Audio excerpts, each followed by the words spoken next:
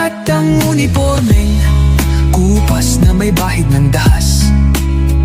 Dudublihin ko sahod nyo, wag na kayo lumihis ng landas.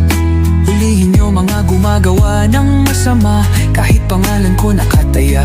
Akong bahala sa kaso nyo, basta kayo ang nasa tama. Pero ano ang isinukli? Bakit kayo nagpunyagi? Pinakain nyo sa mga estranghero ang 80 na lolo'y parang may mali.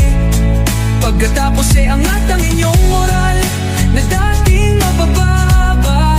Grabe ang isinukli, parang dumukot ng tae.